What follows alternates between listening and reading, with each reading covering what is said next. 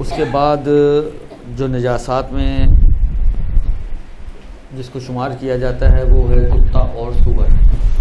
اچھا، آغا سیستانی کی پرانی شروع کے زمانے کی توضیح یا باقی فقہ کی اگر آپ دیکھیں گے توضیح تو وہ ایک قید لگاتے ہیں کہ خشکی کا کتا اور سور۔ اصل میں بعض حیوانات آپ کو دریائی ایسے ملیں گے کہ ان کی شباہت کی وجہ سے ان کو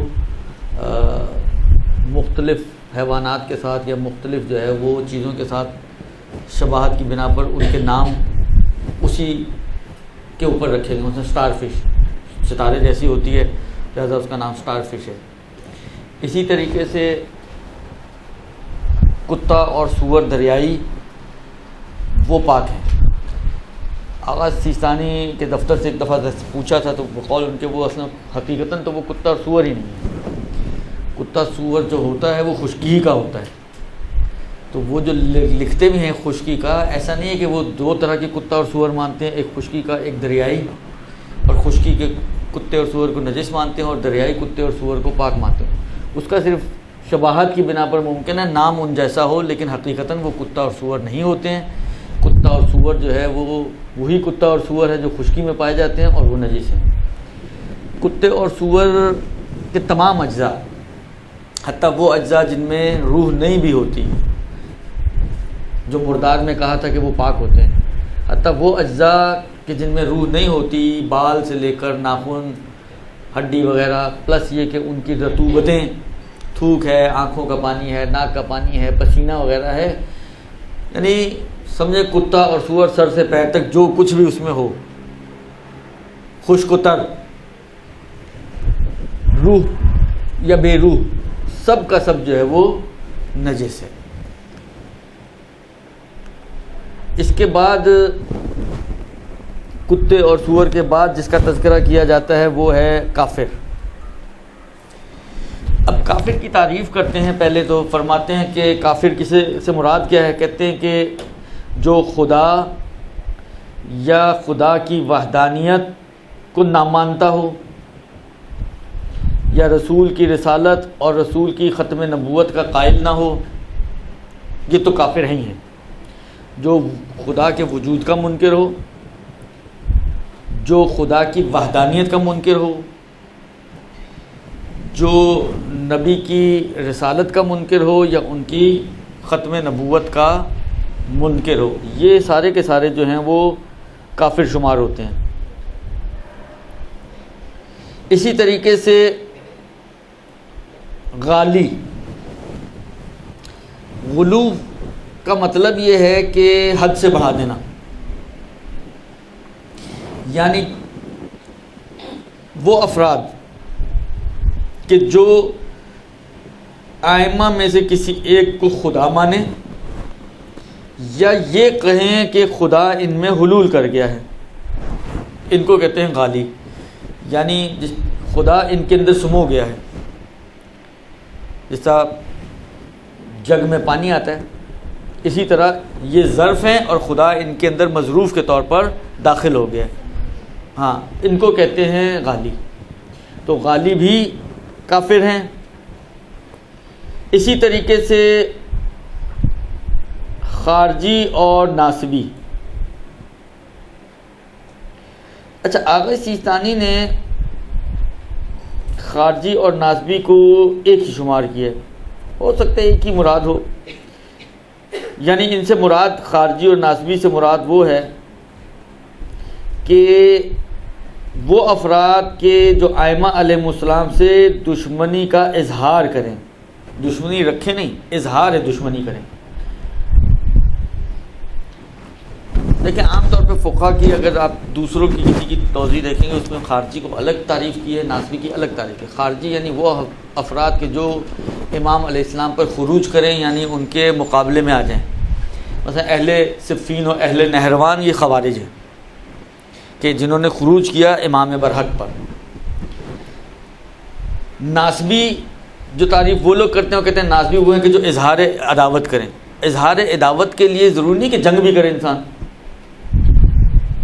اظہار عداوت کے لیے یہ ضروری نہیں ہے کہ وہ میدان جنگ میں بھی آئے، تو ممکن ہے میدان جنگ میں نہ بھی آئے اور اظہار عداوت بھی ہو جائے.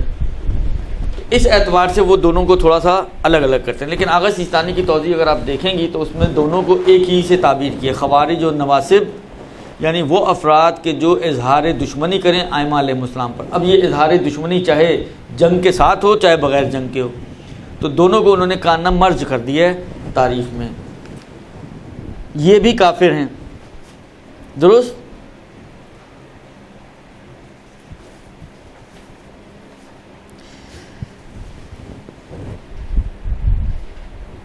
یہ بھی کافر ہیں اور نجس ہیں.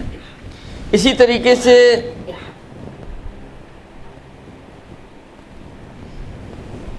وہ افراد کے جو ضروریات دین کے منکر ہو جائیں. دیکھیں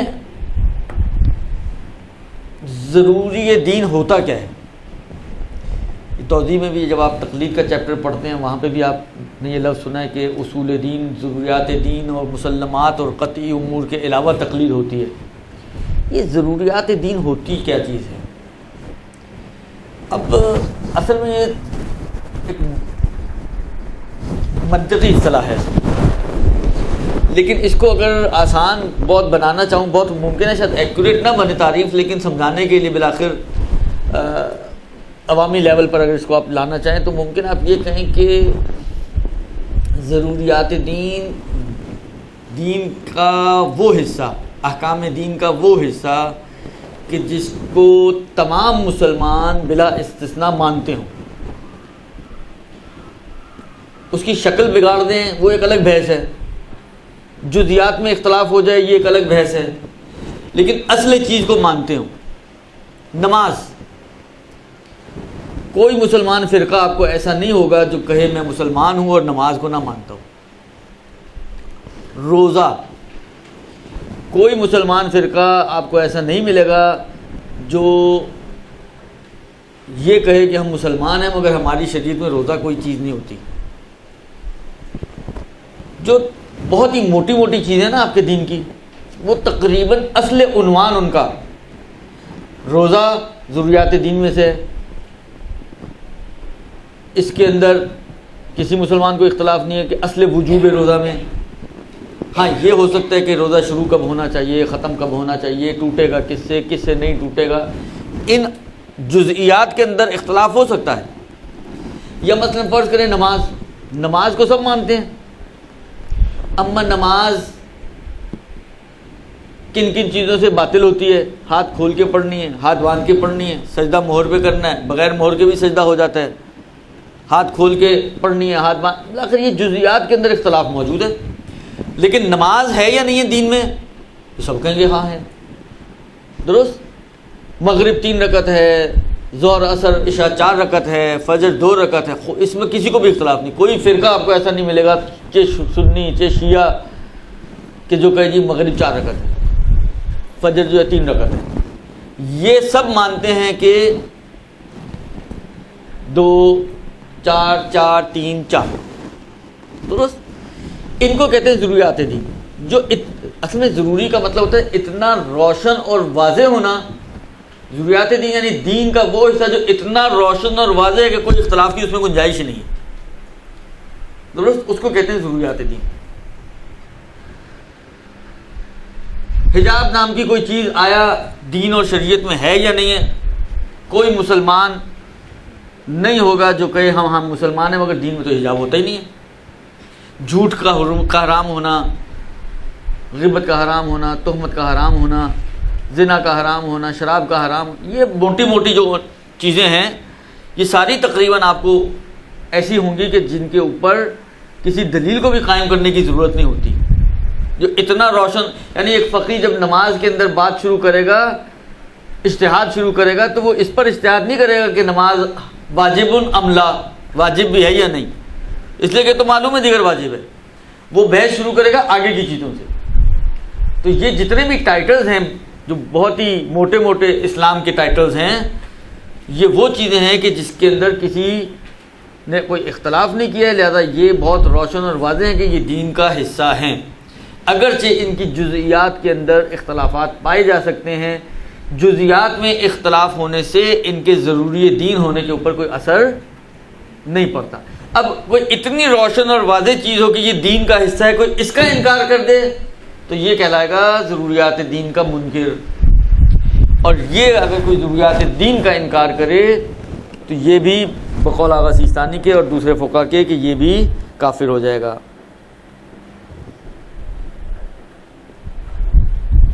البتہ اس میں ایک شرط لگاتے ہیں، یہ تقریباً فقہا نے یہ شرط لگائی ہے، ضروریات دین کا انکار ہر صورت میں کفر آور نہیں ہے، بلکہ پرٹیکولر کنڈیشنز کے ساتھ کفر آور ہے۔ وہ کیا کنڈیشن ہے؟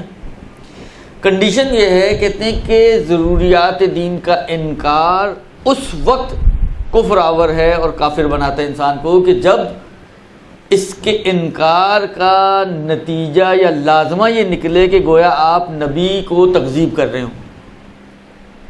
مثلا نبی کہہ رہے ہیں نماز واجب ہے، درست، آپ کہہ رہے ہیں جی نماز تو واجب نہیں ہے، تو ایسی ڈھکوسلے ہیں مولویوں کے، خمس کے اوپر بعض لوگ کہہ دیتے ہوتے ہیں بہرحال، درست، تو خمس بھی ضروریات، اصل خمس ضروریات دین میں سے، قرآن میں اس کا تذکرہ ہے، اس کا تو انکار کیا نہیں جا سکتا۔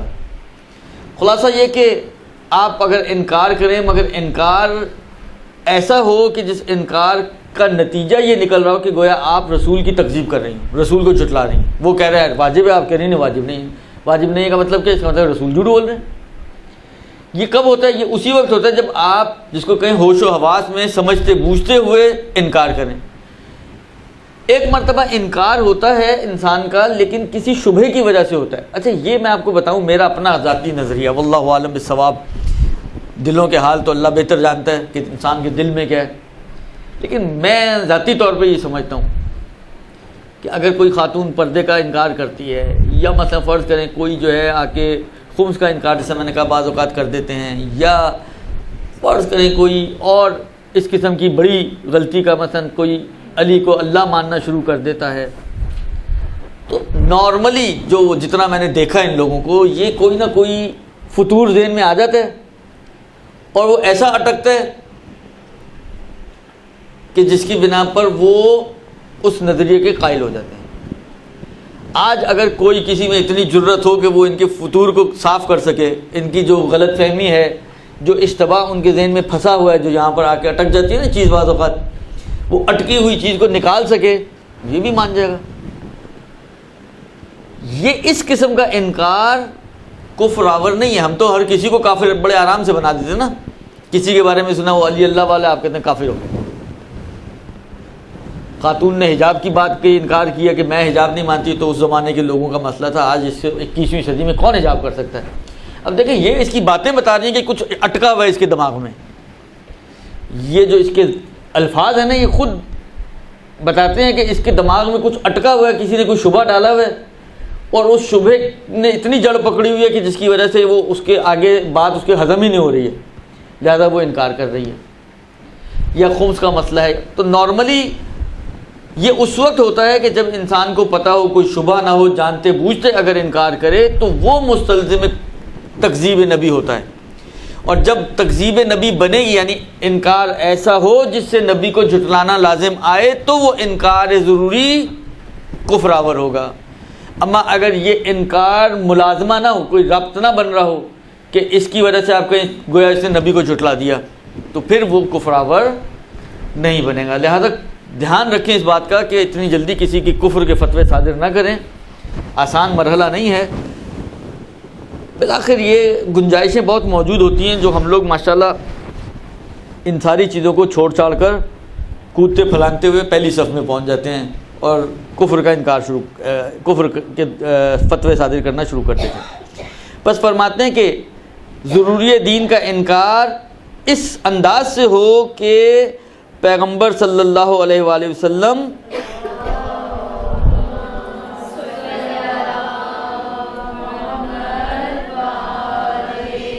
کی تکذیب لازم آئے، چاہے یہ تکذیب بہت بالآخر آپ ایک مرتبہ پھر وہی والی بات ہے، یہ آپ لوگ اگر آپ کے ذہن میں تقلید کا شروع کا حصہ ہو جہاں پر انہوں نے فتووں کے اختلاف کی بات کی ہے کہ عالم ہونا شرط ہے، وہاں پر انہوں نے کہا اختلاف ولو اجمالی ہی کیوں نہ ہو، تو اختلاف اجمالی وہاں پر سمجھایا گیا ہوگا کہ اجمالی اختلاف کیا ہوتا ہے اور تفصیلی اختلاف کیا ہوتا ہے. اگر وہ ذہن میں ہے آپ کے تو مشکل نظر آتا ہے. یہاں پر بھی انہوں نے لفظ استعمال کیا ہے کہ تکذیب لازم آئے رسول کی ولو فی الجملہ، یعنی ایسا نہیں کہ بالکل ہی پیغمبر کو جھوٹا مان رہا ہو کہ پیغمبر نعوذ باللہ کوئی جھوٹے انسان تھے، کسی ایک چھوٹے سے حصے میں بھی تکذیب لازم. مثلا پیغمبر نے حالانکہ من باب مثال 1000 احکام سکھائے ہیں آپ کو، ایک مرتبہ تکذیب یہ کہ بالمرہ کہتے ہیں میں کسی بھی حکم کو نہیں مانتا، ایک مرتبہ ایک حکم کو نہیں مان رہا، باقی چیزوں کے بارے میں کہہ رہے ہیں نہیں یہ بھی پیغمبر نے کہا، یہ بھی پیغمبر نے کہا، یہ بھی ان کو مانتا ہے. تو تکذیب جو ہو رہی ہے یہاں پر، یہ تکذیب کوئی تفصیلی تکذیب نہیں ہے کہ آپ کہیں کہ ساری چیزوں کی تکذیب ہو رہی ہو، بلکہ فی الجملہ ایک بعض موارد میں تکذیب لازم آ رہی ہے. تو یہ بعض موارد میں بھی اگر تکذیب لازم آئے تو یہ تکذیب لازم آنا کافی ہو جائے گا اس انسان کو کافر بنانے کے لیے. یعنی ضروری نہیں ہے کہ نعوذ باللہ انسان پورے کا پورے پیغمبر کی باتوں کا انکار کرے اور ان کو جھٹلائے تبھی کافر بنے گا. اتنا سا بھی اگر اس نے جھٹلا دیا پیغمبر کو تو وہ اسلام کے دائرے سے خارج اور کفر کے دائرے میں داخل ہو جائے گا. سمجھ میں آئی بات؟ ہو اس کے بعد جناب یہاں تک کا تو مسئلہ دیکھیں. ابھی یہاں تک کی اگر ہم بات دیکھیں تو انہوں نے شروع میں کیا کہا کہ جو اللہ کا انکار کرے یا اللہ کی وحدانیت کا انکار کرے، یہودی اور عیسائی یہ دونوں دشمن ہیں اللہ کی وحدانیت کے. درست، اس لیے کہ عیسائی حضرت عیسیٰ کو یہ تثلیث کے قائل ہیں، یعنی ایک ٹرائنگل کو خدا مانتے ہیں، ایک طرف حضرت عیسیٰ، ایک طرف خدا اور ایک طرف روح قدس. درست، یہ تینوں کو ملا کر کہتے ہیں یہ مجموعہ ہے خدا. تو ایک تو نہ ہوا خدا، تین مل کر خدا ہو گئے، تو یہ اس کا مطلب ہے وحدانیت کے قائل نہیں ہوئے. اسی طریقے سے یہودی جس طرح یہ حضرت عیسیٰ کو اللہ کا بیٹا مانتے ہیں، وہ حضرت عزیر کو اللہ کا بیٹا مانتے ہیں، تو وہ بھی خدا کی وحدانیت کے قائل نہیں ہیں. تو اس کے اندر یہ بھی شامل ہو جاتے ہیں کہ اس کا مطلب یہ ہے کہ یہودی اور عیسائی کے جو وحدانیت خدا کے قائل نہیں ہیں ان کو بھی نجس ہونا چاہیے. لیکن یہ یہاں پر یعنی ابھی جتنا مسئلہ ہم نے پڑھا اس کے بعد یہ ایک ایکسیپشن لے کر آ رہے ہیں آغا سیستانی اور فرماتے ہیں کہ ہاں یہودی اور عیسائی اس کے باوجود کہ کافر ہیں، کفر کرتے ہیں یہ، لیکن کیونکہ ایک ایسے دین کے قائل ہیں کہ جو دین الہی دین تھا، عیسائیت اور یہودیت، بالآخر کتابیں نازل ہوئی ہیں دونوں کے اوپر، تو جو دین تھا ان کا وہ اصل میں خدائی دین تھا، آسمانی دین تھا، الہی دین تھا. تو کیونکہ الہی دین کے ماننے والے ہیں لہذا ان کا کھاتا اور ایک ہندو، ایک بدھسٹ، ایک کمیونسٹ، ان کے کھاتے الگ الگ ہو جائیں گے اس چیپٹر میں. کفر کے اعتبار سے دونوں کافر ہیں، کفر کے اعتبار سے دونوں کافر ہیں. منتہا یوں سمجھ لیں، یہ میرے اپنے جملے یا آغا سیستانی نے نہیں کہا، یعنی یوں سمجھ لیں کہ کافر ہو گئے دو طرح کے. ایک وہ کفار ہیں کہ جو کسی الہی دین کے قائل ہیں، ایک وہ کفار ہیں کہ جو غیر الہی دین کے قائل ہیں. الہی دین کے قائل جیسے یہی یہودی، عیسائی اور پارسی، زرتشت، اور جو غیر الہی دین کے قائل ہیں اس کے علاوہ جتنے بھی ہیں، بدھسٹ، ہندو، سکھ، اللہ بلا جتنے بھی ہیں. درست، جتنے بھی مذاہب آپ تصور کر سکتی ہیں یا جتنی بھی آپ کی ریسرچ ہو وہ سب اس کھاتے میں ڈال دیں، ان تین کو چھوڑ کے باقی ادھر ہیں. دونوں یعنی کافر ہونے کے اندر دونوں کامن ہیں، یعنی اگر آپ ان کا بنائیں کافر لکھیں دو طرح کے بن جائیں گے، دو لائنیں لگائیں تو کافر کی دو قسمیں بن جائیں گی آٹومیٹکلی. درست، ہاں ان کو ہم اہل کتاب بولتے ہیں. کافر آسمانی دین،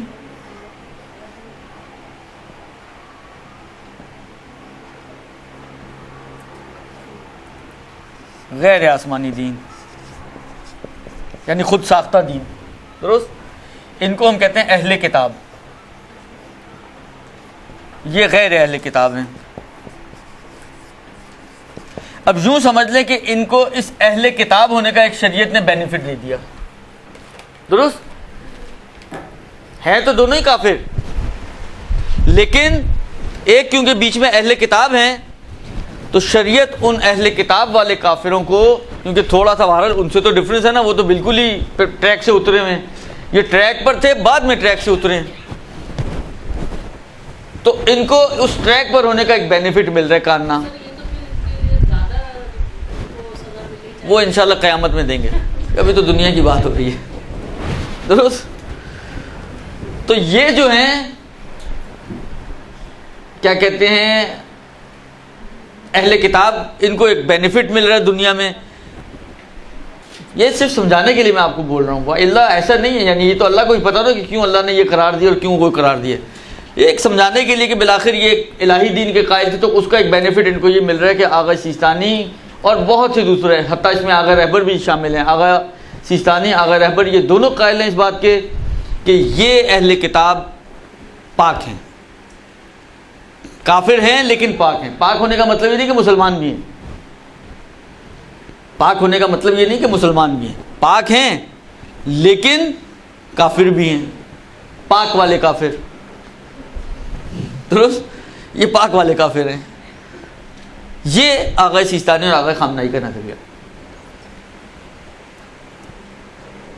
بس اگرچہ اس جو شروع میں کافر کا جو انہوں نے تعریف کی تھی اس کے حساب سے دیکھیں تو یہ شامل تو ہیں, لیکن اس حکم سے جو انہوں نے کہا جی کافر نجس ہوتے ہیں, اس سے استثناء ہے, ایکسیپشن ہے اہل کتاب جو کافر ہیں ان کی, کہ یہ آغا سیستانی کے نظریے کے مطابق پاک ہیں.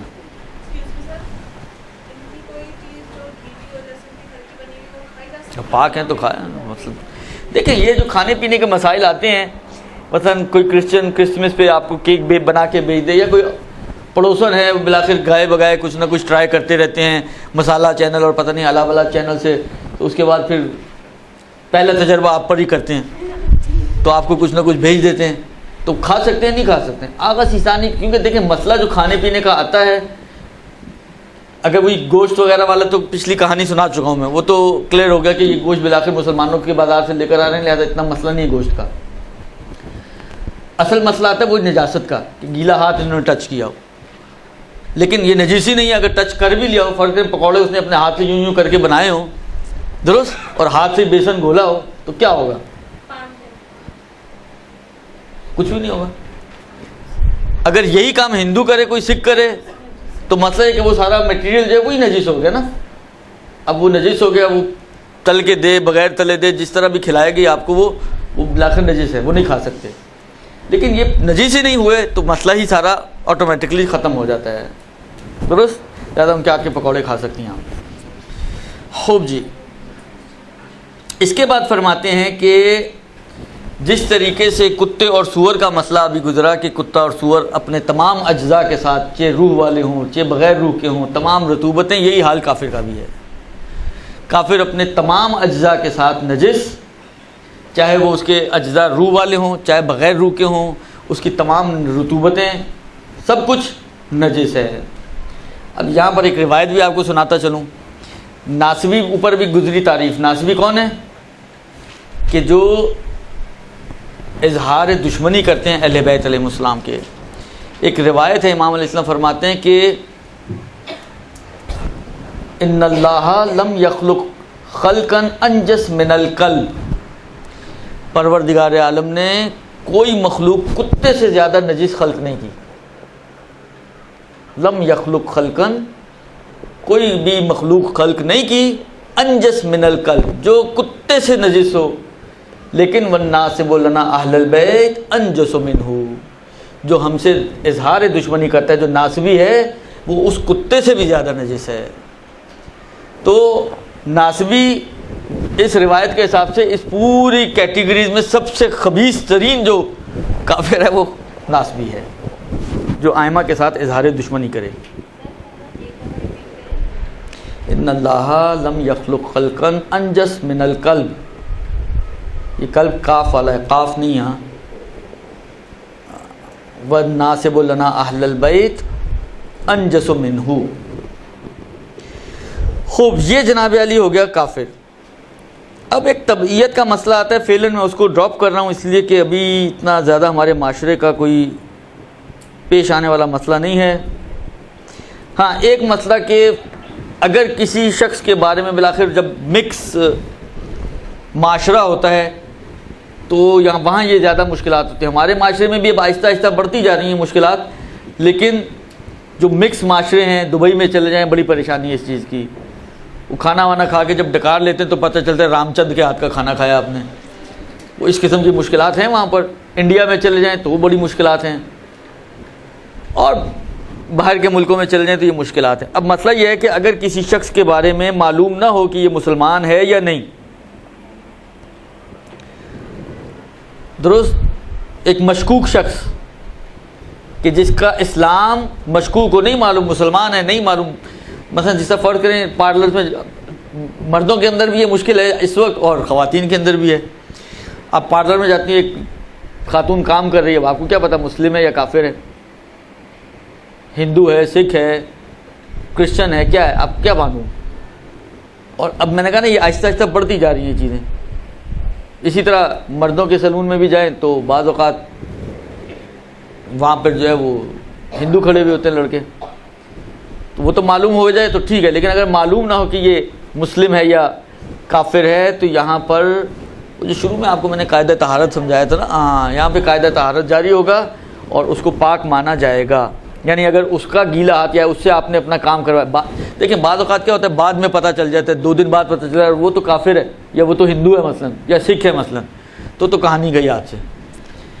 لیکن اگر پتہ ہی نہ چلے آپ کو، کسی بعض اوقات ہوتا ہے کسی گھومتے پھرتے کسی اننون جگہ سے کام کروایا آپ نے، نہ بعد میں وہاں جانا، نہ کسی اور سے ملنا ملانا، تو چاہے وہ کافر ہی ہو بیچ میں سے، یعنی سکھ ہو ہندو ہو، لیکن اس نے آپ کے گیلے ہاتھ بھی لگائے، سب کچھ کیا بالآخر، لیکن آپ پاک رہیں گے اور آپ کا جسم نجس نہیں مانا جائے گا. البتہ ایک شرط انہوں نے لگائی ہے اس صورت میں کہ اگر اس پر کوئی اسلام کی نشانی نہ ہو. اگر کوئی اسلام کی نشانی، بعض اوقات ہوتا ہے اللہ کا لاکٹ پہنا ہوا ہے یا آیت الکرسی گلے میں لٹکائی ہوئی ہے، بالآخر نارملی کرسچنز، ہندو، سکھ وغیرہ وہ اگر ڈالیں گے بھی تو وہ اپنے اللہ رسول کو لٹکائیں گے، درست. لہذا یہ چیزیں عام طور پر نہیں ہوتی ہیں، تو یہ بالآخر ایک علامت بن سکتا ہے کہ جی یہ مسلمان ہے، تو کلیئر ہو گیا مسلمان ہے. لیکن اگر کوئی علامت نہ ہو جس سے پتہ چل سکے کہ یہ مسلمان ہے یا نہیں ہے اور شک میں رہیں آپ، تو شک کی صورت میں ان کو پاک مانا جائے گا. البتہ پاک ماننے کا مطلب یہ ہے کہ ان کو مسلمان مان رہے ہیں آپ، پاک مان رہے ہیں آپ قاعدہ طہارت کی وجہ سے، درست، کیونکہ نجاست ثابت نہیں ہو سکی اس لیے ہم اس کو پاک مان رہے ہیں.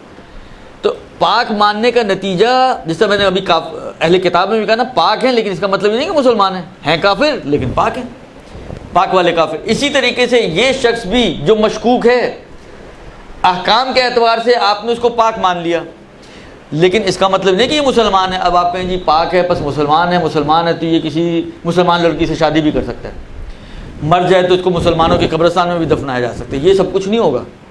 یہ صرف طہارت و نجاست کے اعتبار سے حکم ہے کہ اس مشکوک آدمی کو پاک مانا جائے گا، اور باقی احکام جو اسلام کے ہیں وہ اس کے اوپر جاری نہیں ہوں گے، وہ اس کے اوپر اپلیکیبل نہیں ہیں.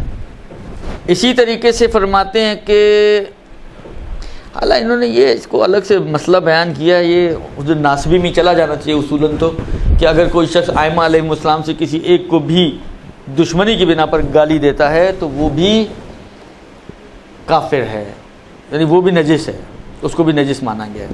تو یہ ہو گیا جناب علی کافر. اس کے بعد جو نجاسات ہیں اس میں شراب آتی ہے کہ شراب نجس ہے، اور شراب کے علاوہ اور دوسری چیزیں جو انسان کو مست کرنے والی ہیں وہ نجس نہیں ہیں. مثلا چرس، بھنگ. حالانکہ اگر یہ فرض کریں نشہ آور ہوں، اس میں بڑا کنٹروورشل چیز ہے کہ یہ وائر چرس اور بھنگ وغیرہ ٹائپ کی چیزیں جو ہیں یہ واقع نشہ ہیں یا نہیں ہیں، ایک بحث ہے بالآخر دیگر. ابھی اس کو چھوڑ دیں. اگر اس کو مانا جائے کہ یہ نشہ آور چیزیں ہیں تو چرس ہو، بھنگ ہو، ہیروئن ہو، نمی دنم الا بلا جتنے بھی یہ معاشرے میں چیزیں چل رہی ہیں جو نشے کے لیے استعمال ہوتی ہیں، تو وہ ساری کی ساری چیزیں پاک ہیں. پھر وہی والی بات ہے، پاک ہیں کا مطلب یہ نہیں کہ ان کا استعمال بھی جائز ہے. پاک ہیں یعنی اگر گیلا ہاتھ آپ کا ٹچ ہوتا ہے، یا جس طرح بھنگ وغیرہ کو میرا خیال ہے وہ پانی میں اس کو گھول کے بنایا جاتا ہے، درست، وہ حالہ فرض کریں وہ آپ کے کپڑوں پہ لگ گیا پانی، تو آپ کے کپڑے نجس نہیں ہوں گے، آپ کا ہاتھ نجس نہیں ہوگا. اس کے پاک ہونے کا صرف اتنا ہی اثر ہے. اس کے پاک ہونے کا نتیجہ آپ اس کا استعمال کا جائز ہونا نہ نکالیں کہ کل کو ماشاءاللہ سبھی شروع ہو جائیں. ایک مسئلہ آتا ہے جو ہمارے گھروں میں جو پیش آنے والا ہے، وہ یہ ہے کہ مثلا پلاؤ زردہ وغیرہ بنتا ہے، اس میں کشمش وغیرہ ڈالی جاتی ہے. وہ کشمش وغیرہ کے اندر، کیونکہ کشمش انگور سے بنتی ہے، تو وہ ایک بحث آتی ہے کہ آیا یہ کشمش وغیرہ یعنی جو چھوٹا انگور، بڑا انگور، چھوٹی کشمش، بڑی کشمش، موٹی کشمش، منقع وغیرہ، یہ ساری ایک ہی فیملی کے ممبرز ہیں، درست. لہذا یہاں پہ ایک سوال آتا ہے ذہنوں میں، کیونکہ انگور میں اگر جوش آ جائے تو اس کو کھانا حرام ہو جاتا ہے. تو یہ کشمش بھی تو وہی انگور ہے، وہ تر و تازہ انگور، یہ خشک انگور جس کا نام آپ نے کشمش رکھ دیا. تو اس میں ایک سوال ذہن میں آتا ہے کہ یہ مثلا بعض اوقات شیر خورما بنتا ہے عید کے دن، اس میں کشمش وغیرہ ڈال دیتے ہیں انسان، یا زردے وغیرہ میں ڈالتے ہیں، یا اور دوسرے بعض کھانوں میں ڈل جاتی ہے، بعض جیسا یہ اپنا جو افغانی پلاؤ وغیرہ ہوتا ہے اس میں کشمش وغیرہ ہوتی ہے، مختلف کھانوں میں. اب آج کل کے زمانے میں تو کوئی چیز کسی چیز کے ساتھ مخصوص رہی نہیں، کسی بھی چیز کو کسی بھی چیز میں ڈالا جا سکتا ہے. میکسیمم یہ ہوگا کہ ایک نئی چیز، ایک نئی ریسیپی وجود میں آ جائے گی، میکسیمم یہ ہوگا، اس سے زیادہ اور کچھ ہونے والا نہیں ہے. لہذا یہ اگر فرض کریں آپ نے شیر خورمے میں ڈالی کشمش اور اس کو جوش آ گیا، تو بالآخر جب دودھ میں جوش آئے گا تو اس کی اتباع میں یہ کشمش وغیرہ میں بھی تو جوش آئے گا. تو یہ ہم کھا سکتے ہیں یا نہیں کھا سکتے ہیں؟ اب جوش آئی ہوئی کشمش، اس میں آقا فرماتے ہیں کہ کشمش اور منقع وغیرہ اور ان کے جو جوش بھی آ جائے پاک بھی ہیں اور ان کو کھانا بھی حلال ہے. لہذا کوئی مشکل نہیں ہے وہ زردہ وغیرہ کھانے میں، جس کے اندر گرم گرم زردہ ہو، ابھی بھوک بھی لگ رہی ہوگی آپ لوگوں کو، گرم گرم زردہ ہو، اس کے اندر کشمش ہوں یا اور اس قسم کی چیزیں، کوئی مشکل نہیں ہے. آخری یعنی اس کے آخری مسئلہ جو ہے اس کا، جو میں نے پہلے بھی عرض کیا تھا، فہرست کی بات آئی تھی کہ تعداد کتنی ہے، میں نے کہا تھا کہ انہوں نے مرج کر دی ہے. وہ آخری چیز ہے فقہ. آغا خوئی وغیرہ کی توضیح کو دیکھیں آپ، آغا خوئی، آغا خمینی، فقہ اور شراب دو الگ الگ نمبرنگ کے ساتھ انہوں نے بیان کی ہیں. مثلا 8واں فقہ ہے تو 9ویں شراب ہے، دونوں کو الگ الگ کاؤنٹ کیا ہے. لیکن انہوں فقہ، فے قاف الف عین، فقہ. ابھی کیا چیز ہے بتاتا ہوں، ابھی آپ سنیں تو صحیح، ابھی پہلے نام تو سیکھ لیں، اس کی ماہیت تو بعد میں پتہ چلے گی نا، پہلے نام تو لینا ہے ہمیں. فقہ، آغا خوئی، آغا خمینی، ان کی توضیحات کو اگر آپ دیکھیں تو انہوں نے نمبرنگ میں ان کو کاؤنٹنگ میں الگ الگ کاؤنٹ کیا ہے. لہذا آغا سیستانی کی توضیح اٹھائیں گی آپ تو اس میں لکھا ہوئے نجاسات 11 ہیں. آغا سیستانی کی توضیح اٹھا کے دیکھیں، بے آئی نہیں، وہ ساری چیزیں جن کو آغا خمینی نے مانا ہے وہ مانتے نجاسات، لیکن لکھتے نجاسات 10 ہیں. وہ یہ جو ہمارے یہاں تو ایسے جادو ہوتے رہتے ہیں نا، لوگ کہتے ہیں جی عبداللہ شاہ غازی کے جائیں جاتے ہوئے مطلب 78 سیڑھیاں تو آتے ہوئے جو ہے وہ معجزہ ہو جاتا ہے. وہ ایک سیڑھی کو ڈبل کو کسی کو پلس مائنس کر دیے، تو یہ ہمارے یہاں تو ایسے چھوٹے چھوٹے بھی معجزے بن جاتے ہیں. تو ایک معجزہ یہاں پہ بھی ہو گیا کہ چیزیں ساری وہی مانتے ہیں جو آغا خمینی مانتے ہیں، وہ لکھتے ہیں 11، یہ لکھتے ہیں 10. ہو گیا نا معجزہ. تو اس معجزے کا راز یہی ہے جو میں عرض کر رہا ہوں کہ انہوں نے کاؤنٹنگ میں ان دو کی بجائے ان دونوں کو، کیونکہ دونوں شراب کی کیٹیگری میں آتے ہیں، نشہ آور چیز کی کیٹیگری میں آتے ہیں، لہٰذا دونوں کو ایک بنا دیا. تو وہ جو کی شراب، ان کو پتہ ہے فقہ کیا، فقہ کہتے ہیں جو کی شراب کو، یہ ہلکا نشہ رکھتی ہے، لہذا یہ بھی حرام ہے. البتہ یہ عام طور پہ جو مارکیٹ میں آب جو مل رہا ہوتا ہے یہ والی نہیں ہے، کیونکہ یہ خاص طریقے سے بنائی جاتی ہے. وہ کون سا الکوہول ہے واللہ عالم، لیکن یہ جو فقہ ہے یہ خاص طریقے سے بنائی جاتی ہے. نارملی یہ جو مارکیٹوں میں مل رہا ہے آب جو، یہ فقہ نہیں ہوتا. تو فقہ کے جو آب جو ہے اور ہلکے درجے کی اس کے اندر مستی موجود ہے، یہ بھی حرام ہے اور احتیاط واجب کی بنا پر نجس بھی ہے. لیکن وہ آب جو کہ جس کے اندر کوئی نشہ وغیرہ نہ ہو وہ پاک بھی ہے اور حلال بھی ہے۔ یہ ہو گئی جناب علی شراب۔ اس کے بعد جو نجاسات میں جس کا نمبر آتا ہے، مجھے نمبرنگ اس میں انہوں نے نمبرنگ بھی نہیں دی اور مجھے بھی نہیں یاد، شاید 9واں نمبر ہو یہ یا 10واں ہو، وہ ہے نجاست کھانے والے حیوان کا پسینہ۔ اب اس میں 2-3 چیزیں قابل غور ہیں۔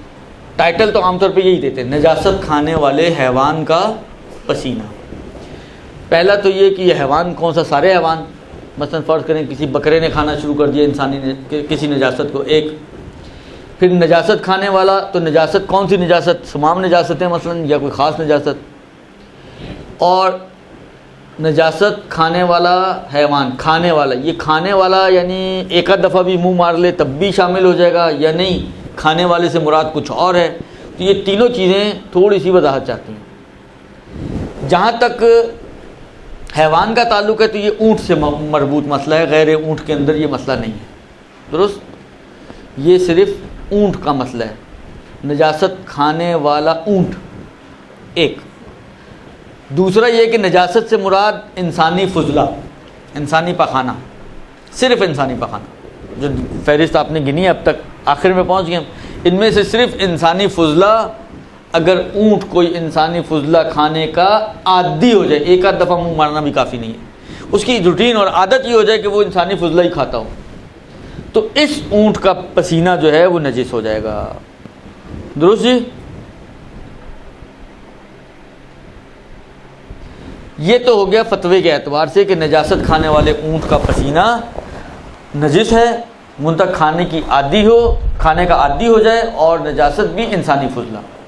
اب سوال باقی حیوانات کا کیا مسئلہ ہوگا؟ فرض کریں بکرا کھانا شروع کر دے، گائے کھانا شروع کر دے، گھوڑا گدھا کھانا شروع کر دیں، تو کہتے ہیں احتیاط واجب یہ ہے کہ ان کا بھی یہی حکم ہے، یعنی حیوان کے اعتبار سے اونٹ کے لیے فتویٰ ہے آقا کا، اور باقی حیوانات میں احتیاط ہے۔ باقی شرائط ہوئی ہیں کہ یہ باقی حیوانات بھی عادی ہو جائیں انسانی فضلہ کھانے کا، تو ان کا پسینہ بھی احتیاط کی بنا پر نجس ہو جائے گا۔ برحمتک یا ارحم الراحمین، وصلی اللہ علی محمد وآلہ الطاہرین۔